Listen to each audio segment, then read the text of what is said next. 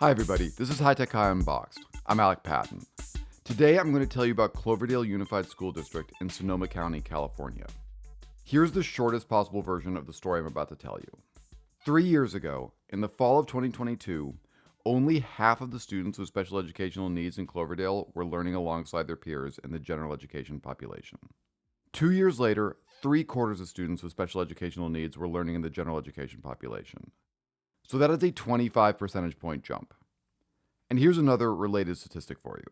In the fall of 2022, half the students with disabilities in Cloverdale were chronically absent. Half of them.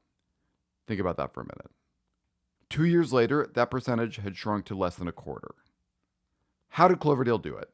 For starters, they got connected to the System Improvement Leads Networked Improvement Community. System Improvement Leads, or SIL for short, is a team of improvement coaches with special education expertise. Picture the A-team, but for special education. The SIL improvement coaches are based in the El Dorado County Office of Education, El Dorado County SELPA, and the Riverside County SELPA. And SIL is supported by the California Department of Education and the California Collaborative for Educational Excellence. Now, SIL runs a networked improvement community focused specifically on IEP goals. If you aren't totally sure what that even means, don't worry. We're going to get into that in just a second. But first, an announcement. I'd be remiss if I didn't tell you that if you want to connect with people from across the country who are doing cool stuff like this, there's only one place you want to be from March 30th to April 1st, 2026. That is San Diego, California, for the National Summit on Improvement in Education. In fact, Beverley Jenkins, who you'll hear from in this episode, will be presenting. Book your spot today while you still can. We got a link in the show notes. Now back to IEPs. And back to the System Improvement Leads Networked Improvement Community, which is obsessed with them. When I started my career as a high school teacher, IEP documents felt like books of magic. I knew they were powerful, I knew I didn't really understand them, and I knew they were to be treated with respect. Okay, actually I should go back. The first time I heard those magic letters, IEP, I had no idea what they meant. Just in case that's how you're feeling right now, here's a brief introduction. IEP stands for Individualized Education Program, and it goes back to a law that passed in 1975, the Education for All Handicapped Children Act. In 1990, Congress reauthorized that law and renamed it the Individuals with Disabilities Education Act, or IDEA. I didn't realize how important that act was until I started researching for this episode, but it set down some principles that seem unusually cool for a piece of federal legislation. First, there's the right to a free and appropriate public education for all children, regardless of their specific needs. Next, every child has the right to learn in the least restrictive environment. In other words, to the greatest extent possible, kids with disabilities should learn alongside all their peers, not be in separate classes. And then there's the IEP, a legally binding document crafted by the school in collaboration with parents and ideally with the child himself, which includes the child's current performance levels, annual goals, specific services to be provided, and the extent to which the child would participate in regular classes. That is to say, just how restrictive the least restrictive environment needs to be for that particular child to thrive. For the past 50 years, that's been the law of the land.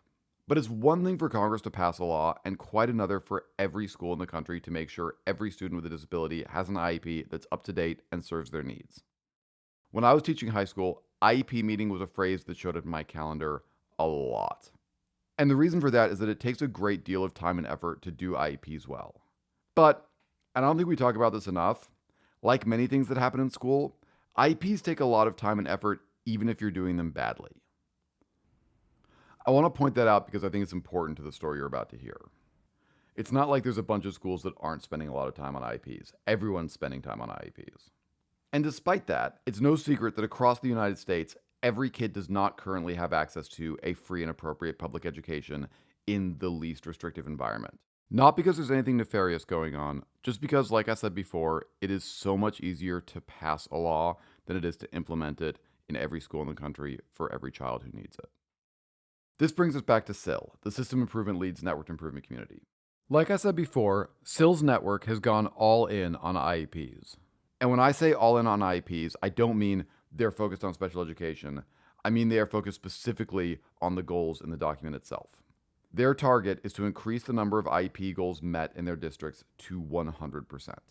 I emailed Beverley Jenkins, a project coordinator at SIL, to ask why they went all in on IEP goals specifically. She told me IEPs matter because they provide a roadmap detailing student needs and how to meet them. At the heart of the IEP are goals drafted based on each student's unique skills and areas of need. Beverley added that there is no official mechanism for tracking IEP goal completion at the state or national level, which is pretty wild. So SIL pulled the data themselves. They took a random sample across 6 different counties and found that less than 40% of IEP goals were being marked as met. When they started, SIL was a network spanning those 6 counties where they'd taken the random samples, and that was in the fall of 2021. Okay, so we've covered what an IEP is, we've covered why IEPs matter, and we've covered what SIL is trying to do, which is to take the number of IEP goals met up to 100%. And if you've been listening closely, you might remember that I opened by talking about this district called Cloverdale Unified. And you might be thinking Cloverdale must have been a part of that first network in the fall of 2021. And you'd be wrong. Cloverdale didn't join until 2023. And this is what I think is really interesting. They didn't join by choice. They joined because the California Department of Education found them to be out of compliance with the Individuals with Disabilities Education Act and told the district they had to join. As you may recall, in 2022, only half of students with IEPs at Cloverdale were learning the general school population, and half the students with disabilities were chronically absent. So the district was put in what's called the Compliance and Improvement Monitoring process. Cloverdale is a small district. 1 elementary school, 1 middle school, 1 high school, and a continuation high school. All told, it serves about 1,260 students, over half of whom qualify for free and reduced lunch. It's in wine country, and lots of the students' families work in the local vineyards. I was so curious as soon as I heard about Cloverdale's story, because if anyone had asked me if I thought it was a good idea to compel school districts to join improvement networks, I would have said absolutely not. And yet, their success speaks for itself. I wanted to know what the vibe at Cloverdale was like when they started working with SIL. So I asked Nicole Leveille, Cloverdale's Director of Special Education and Student Services, and she dropped something of a bombshell. At the time I started in the summer of 2023, our superintendent was also starting, and all 3 principals were also starting in their roles. So there was this big shift in our district in terms of leadership. So the vibe was the entire leadership team has been replaced. And the new leaders, at least, were excited. I asked Beverley Jenkins, the project coordinator at SIL, how they went about welcoming a district to their improvement community when the district wasn't there by choice. She told me that by the time Cloverdale joined, SIL had its onboarding process locked in. First, enrollment meetings. We just meet with all the teams individually and front load, really focusing on the network purpose and the vision and making sure there's alignment there or sort of identifying the alignment. Then an online orientation. We meet virtually with all of the new teams and we kind of go over purpose again. We get to know each other, like these are going to be your people for this year going forward. So once the network launches, those are the same faces that those cohorts will see in like workshop and paired team time to talk about their work. So we lay that foundation before the first learning session. Also, and if you take only one thing from this episode, make it this. They gave everyone a glossary of acronyms. Like a cheat sheet of like, here's all of the random acronyms that you might hear, and here's what they mean. And also like interrupt, ask questions, and you can always go to your coach who, is assigned to your team. One important piece of this onboarding is setting expectations about the improvement process, because it's different from what most schools are used to. I tend to say that I think improvement feels really messy and disorienting almost all of the time because you just keep turning over like rocks and uncovering a new direction. And you are going in the big direction of your big goal or your aim statement. But as you learn, you might go somewhere unexpected. And that can feel really messy for all of us who are used to or who want to have like a very clean, specific solution right now that is going to go exactly how we expect. That's like the opposite of how improvement feels. Part of Beverley's role was to help Cloverdale make the shift from implementing somebody else's pre-made solution to doing improvement for themselves.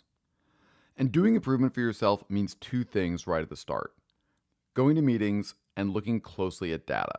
First, they look at the state performance plan indicator dashboard, which gives them their performance over time. And then from there, the process is created to help them drill down into disaggregated data. So, what does this look like by school? What does this look like by English language learner status? What does this look like disaggregated by disability or race and ethnicity? And I think one of the powers of data is that it does kind of put things in front of folks. But at the end of the day, most people really care about kids. And I think when you can start the process looking at that data with an invitation to be really thoughtful because you have time to do so, I see folks really start to see the value of the process. That doesn't mean that the tension point between all the other things that people have on their plates and the work ever goes away. I think it's just part of the reality of doing this deep work in our current context of education. But it usually just takes like one or two people on the team to start to feel like, oh, I'm learning something or I'm seeing something in a different way. The district's improvement team got together to look at that data in a regular meeting known as a huddle. Kate Hogan, who's an improvement facilitator at SIL, told me how they used those huddles to take a look at the tools and resources that SIL was recommending. So the tools served the district rather than the district just implementing somebody else's program. We really leveraged the improvement routine of having those regular huddles, because if there was a resource, for example, coming from the network, we would kind of bring it through the improvement team. We could do a mini PDSA almost within our huddle to talk about how could you see this working in your practice? What kind of support might you need? And then Nicole would take that and do, one-on-one check-ins with department members. I think that one-on-one time is really critical. I meet one-on-one with every case carrier in our district at least once a month. It's a lot of time, but I think it's some of the most valuable time that I spend because I get to know everything that's coming up for them in their classroom with their students. And also, it's a great time to talk through some of the tools that we have developed that we know are effective. And if a case carrier is struggling with how to use one of those tools, we get to really talk through it and break that down into a lot of detail to find out exactly what the challenge is or what the barrier is so that we can work on ways to make that tool effective for them. Meanwhile, Cloverdale is taking time to examine their basic assumptions about education, like revisiting the purpose of special education itself. As a team, we spent a lot of time going back to the basics and really reviewing the model of what special education is, which is that the students' needs drive IEP goals, which then drive what services the students receive in order to meet those goals. And we spent a lot of time really focusing on the basics of that process. All of us get really invested in the pieces of this work that are our daily tasks, and we need to keep that bigger picture in mind as we're going through the specific tasks that we're doing. There was also the piece of bringing admin and principals into this. So training admin on their role in an IEP meeting, for example, and providing them with a notes template to ensure that there was really high quality, comprehensive and compliant notes in an IEP, because we know that that really tells the story of what is needed for that child. Absolutely. And then we put a bunch of different tools into place to help people in their different roles really make those meetings and those IEPs and services as effective as possible, including, like Kate just mentioned, a note-taking template for administrators to use. Our administrators always take notes in IEP meetings, which I think is crucial so that they're really involved in the meeting, so that they are supporting the case carriers, the teachers who are facilitating those meetings, and making sure that we're communicating as clearly as possible with families and really building those relationships to build a strong plan. And how are you communicating with families? That's a great question. And that brings us to another tool that we put into place, really with support of the networked improvement community. We have a communication, it's sort of like a script that teachers use to call parents prior to the IEP meeting to get their input because another district in the networked improvement community kind of discovered this, and then the whole networked improvement community has kind of picked this up. A lot of parents feel intimidated in IEP meetings, which totally makes sense, right? Like you're in this room full of all of these professionals talking about a lot of challenges that your child has. That's super intimidating. So reaching out to the parent and calling them, not just sending an email or some text or something, but really calling them and talking to them ahead of time to get their input so that they feel more comfortable with what the process is going to be like in the meeting. And also so that, as a parent, if I'm in this room of 10 people and I'm totally blanking on what I wanted to communicate about my child, I have somebody else who I've already talked to about that so that they can help me navigate that meeting. There's another extremely cool tool that Nicole created. This one tracks how much time students spend in their least restrictive environment. I created a Google spreadsheet that's a LRE, least restrictive environment minute calculator for teachers to use, because one of the really challenging things to be consistent on is literally how you calculate the percent of time that a student is in the general education setting. It sounds easy, but it's actually really hard to do. So I just created a calculator for it, and it's so simple, but teachers have been so glad that it exists because it saves a ton of time and it just makes it so much more streamlined to fill in that section of the IEP and just to make sure that you're getting it right. At this point, we're nearly at the end of the story, and I want to remind you what Cloverdale achieved. They went from only half of all students with IEPs learning in the general education population to 3/4 of students with IEPs learning in the general education population. And they went from half of students with disabilities being chronically absent to under 1/4 of students with disabilities being chronically absent. You've heard most of the ways they did it. They got together and looked at data in regular huddle meetings that included teachers, administrators, school psychologists, and speech and language pathologists. They included parents and helped them prep for IEP meetings. SIL provided everyone with tools that they'd already developed, but critically, they supported staff members on testing those tools and seeing what did and didn't work in their context, rather than just saying, we know these tools work, so go implement them. And there's one other thing we haven't talked about yet: co-teaching. I'll let Nicole explain. So that means that our special education students are educated in the same classroom as general education peers. So they're getting the same curriculum, the same kinds of instruction with added support from a special education teacher. And that at our middle and high school levels has been really impactful for students and teachers alike. What does that look like in practice? That is like a whole podcast in and of itself, Alec, because there's so many different models for how to do this well. But what it looks like for the most part in our schools is that you have two teachers. One of them is a general education teacher, one of them is a special education teacher, but the students don't necessarily need to know who is who. And they're both teaching the class. So that might look like one of them is up front and one of them is circulating around the classroom. That might look like we have centers going on and one teacher is at each center. It can look all sorts of different ways.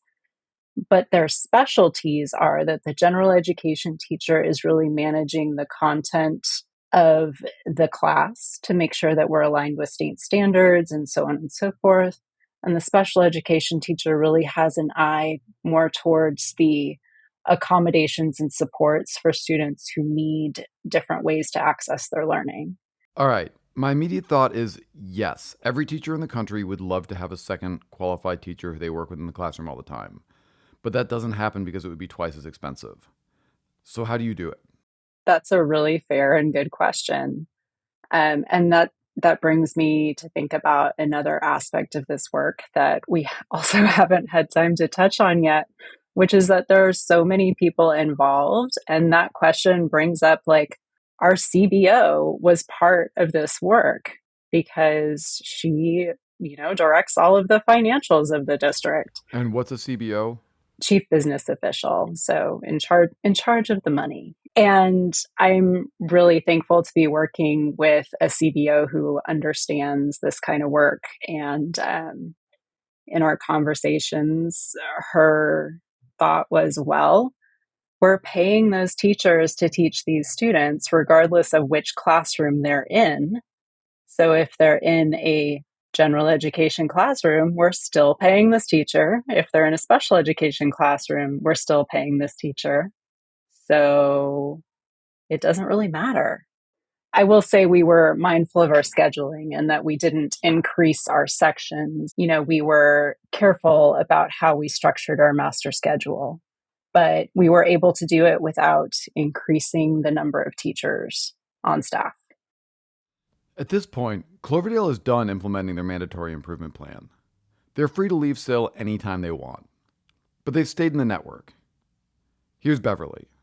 We spent some time talking about how Cloverdale and SIL came to work together, and it was a divine partnership anointed by CDE. And Cloverdale finished implementing their SIM plan and their required time with us, and they've continued to be incredible partners in this work and teammates in the networked improvement community. And so now our work together is in that voluntary space, which was something we as a network hoped to facilitate, and we weren't sure what that was going to look like for districts to opt in to continue this work. Hear, hear, Beverly. I feel a lot of gratitude and, there's a lot of honor in this work because especially when we get the outcomes that we are seeing in places like Cloverdale, that's the motivation to continue moving forward. And I also want to give Nicole credit for her really thoughtful, collaborative leadership within the district. Because like she said at the beginning, yes, she has a great team and she really spearheaded some shifts in the culture and the outcomes for the kids in Cloverdale that are very exciting. And I think also systematized things in a way that if she is not the leader in the future, that these things can continue and that these outcomes can persist for the kids. Well, thank you. I have to say, it doesn't feel like spearheading positive change while you're doing it, or at least it didn't for me. It feels more like I'm going to try some things and see how it goes. That's why you're such a good bruiser, Nicole. Yeah, I am really grateful for the work that we're doing with the system improvement leads in the networked improvement community. I wasn't really sure what was going on when we were first introduced to the networked improvement community, but I'm really grateful for that time. I think that as a school district, we don't get to spend a lot of time with other school districts doing similar work, and having a way to connect in a structured way with other districts and learn from them, learn from each other, talk through issues. That's super valuable. And having Kate help us structure our processes for improvement, those plan, do, study, act cycles has been really valuable as well. Nicole, Beverly, Kate, thank you so much. Thank you, Thank Alec. you, Alec. Thank you. High Tech High Unboxed is hosted and edited by me, Alec Patton, with sound engineering by Yesenia Moreno. Our theme music is by Brother Herschel. Huge thanks to Nicole, Beverly, and Kate for this conversation. In our show notes, we have links to an article about the System Improvement Leads Networked Improvement Community, a link where you can sign up for the Improvement Summit, and a link to sign up for our newsletter. I write it, and if I do say so myself, it's pretty good. And pretty short. You should check it out. Thanks for listening.